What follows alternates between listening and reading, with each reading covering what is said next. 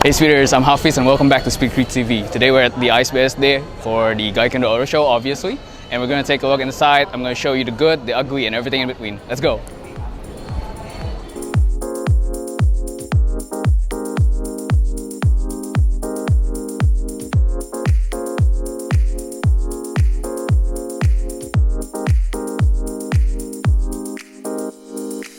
So first up, we got the Lamborghini Essenza SCV12. This is essentially a track-only Lamborghini Aventador. Has the same 6.5 liter V12, 820 horsepower. There's only 40 units, so it's very limited edition. Pertamina brought this here because they're the main sponsor for Lamborghini Super Trofeo. And yeah, costs about 50 billion Indonesian rupiah. So we're in the GR Corolla. It's not for sale, unfortunately, but they do have plans, but I can't say when they're gonna put it on sale. 1.6 liter, 300 horsepower, very nice car, looks amazing. The interior is also actually really nice, a lot of soft touch. Everything feels really quite nice. There's a manual, obviously, manual only. Gonna love that. Overall, the interior still feels like a very Toyota, obviously, but feels really good. And you've got wireless charging and everything. The most interesting part probably about the GR Corolla is the 3 exhaust system. These are real pipes, they're not fake. And the reason they're there is that it allows for better exhaust gas flow. Toyota says it gets an extra 36 horsepower by using this system. So yeah, some may like it, some may not. It looks a little weird, I will say, but it gets you extra power and I can't say no to that, can I? So the GR Corolla actually has a pretty big space. Obviously it's a little bigger than most other hatchbacks, but yeah, it gets quite a big space and you got a battery right at the back. Lots of space to put your tools. It's got a pretty big boot. You can put a lot of things in it. It's like a sedan, you know? It's quite nice, I like it. So we're at Subaru. Subaru's back with full force. They're now managed by Plaza Group. They just opened their 4th showroom, the first one in Jakarta. And as you can see, you got the WRX, you got the WRX wagon. We tried the WRX. We kind of like it. The manual in particular, but the automatic, it's a CVT. You know, if you want a WRX, get the manual. If you want an automatic, get the WRX wagon. Now the one we want to try is the BRZ. Unfortunately, there's a long waiting list. I think customer cars will only arrive in November. There's not even a demo car. We can't drive it. I'm actually really interested. It's got a 2.4 liter now. It's been a year old since it came out. Still would love to try it out. Let's take a look. So we're inside the new BRZ. Oh, not new. It's a year old. Yeah, it's actually still very familiar as the old 86/BRZ. A lot of it has been carried over. The buttons and the switches, they're in the same position. It's just been updated to look more modern. They do feel nice, and there's a manual. The manual is 845 mil, and while the automatic is 870. If you're gonna buy this car, just get the manual, please. I know it's a little exhausting, but unless you have leg issues, just get the manual. Don't get the automatic. I promise you it's gonna be more fun. Subaru, if you have a demo car, please invite us. I would love to try this car out. You know, I've tried the old 86 and I would love to try this out. As for the interior itself, it feels very nice. You know, we got a leather steering wheel. And you got hard plastics. Well, actually, no, that's actually soft touch. Yeah, you got hard plastic right here.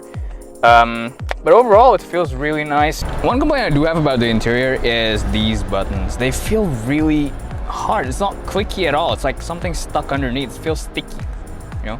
I also don't understand why Subaru equips this car with seat heaters. This is Indonesia. It's a tropical country. It's very hot. You don't need seat heaters. Why? Why? And also, look at this. See? How is it that flimsy? Come on. Come on, Subaru. You could do better.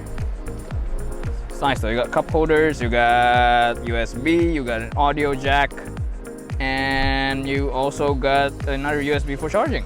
Hyundai had just unveiled the IONIQ 6 for Indonesian market at the Gaikindo Auto Show. Now this might not seem like the typical cars we cover here on Speedcreek, but the version they're bringing here is the full spec all-wheel drive with a total system output of 320 horsepower. It does 0 to 100 km/h in just 5.1 seconds, which makes it faster than the Mini Cooper S, the Subaru BRZ, and even the Subaru WRX. So this might be a sedan, but it's fast and will give a lot of small sports cars a run for its money. And according to our poll, a lot of you guys are actually interested in the IONIQ 6. So Hyundai, if you have a demo car, we'd love to test the IONIQ 6. Okay, so we're now at Porsche. This is I think the first time Porsche came back to the Gaikindo Auto Show since 2017. There's the Panamera, there's the Taycan, There's the Cayman GT4 RS right there, and you got the Macan. And of course, the new one is the Cayenne. This is the 2024 model. It's not an entirely new car. It's more of a facelift. It has a 3-liter V6. It makes an extra 13 horsepower, so there's now 353 horsepower. There's also a little more torque. This is still the standard model. There's also a hybrid available. Both are around 4.1 bill Indonesian rupiah. As for the V8 Cayenne, it's not available just yet. You're gonna have to wait for that. But yeah, 4.1 bill, it's a little more than a competitor. Like for example, a GLE, a GLS, or an S-Class is about 2 point something, 3 point something bill. So this is quite a bit more expensive, but it is Porsche. It's more sporty, you still get 350 horsepower, and it's just nicer to drive. If you want a Porsche for your day-to-day basis, this is probably for you.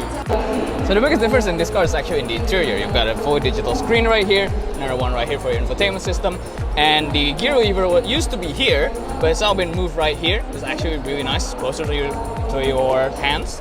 And yeah, new steering wheel, you got all the drive mode system. It's actually a really nice interior, I do like it. Not enough switches, but they do feel good, and they do look good. Good job, Porsche. Okay, so BMW design hasn't been great lately. Like the M3, for example, the nose, I still don't like it, but it is growing on me. The M2 is not good looking either, but it's pretty okay. The XM though, I don't like this. It's a 4.4 liter SUV,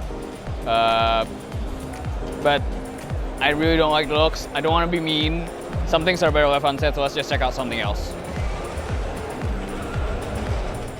This is much better. The Audi RS4 Avant. 2.9 liter V6, 450 horsepower, 8-speed automatic, and quattro all-wheel drive system. All yours for 2.8 billion Indonesian rupiah. We think that's a fairly reasonable price for what it is, although the RS4 is not quite as good looking as the RS6 Avant. Still, from looks alone, we'd much rather have this than the M3 Touring. Yes, the Mk8 Golf GTI. It still follows the modern GTI recipe, so 2.0 liter engine, 200 plus horsepower, and front-wheel drive. But it doesn't look great, and we think it just doesn't have enough presence for the GTI. Also, we all know that VW interior currently feel a little cheap, and they have terrible ergonomics, so that kind of puts us off the GTI. Now, this costs 1.2 billion Indonesian rupiah, and there's a 4-month waiting period for the GTI. Get this if you must, but we'd suggest a Mini Cooper S if you want a hatchback, or a WRX if you want a 4-door sports car. I love the new SL. While the rear still looks a little uncharismatic, something that many new coupe Mercedes suffers from in my opinion, it's still a great looking car, much better than the previous R231 and nearly up there with the pre-facelift R230. Unfortunately, this is the SL43, and I'm sorry, I just can't justify the price. 3.2 billion rupiah for an SL with a 2-liter 4-cylinder engine. I know it makes 381 horsepower and it's very fast, but I'm sorry, a 4-cylinder engine in an SL at that price is just unacceptable and I cannot justify it, I'm sorry. Well, that's it for our coverage of the Gaikindo Auto Show. Overall, there have been some very interesting cars this year, partly thanks to the return of Porsche and Subaru. So what do you think? What was the most beautiful car? What was the most interesting? And what was the ugliest car, and why is it the BMW XM? Let us know in the comments, and don't forget to like and subscribe. And if you have any questions about any of the cars in this video or any other car, don't be shy to reach us on our WhatsApp business and we can help you to decide. Let's chat. Don't forget to follow us on Instagram for daily car content, and I'll see you speeders on the next one.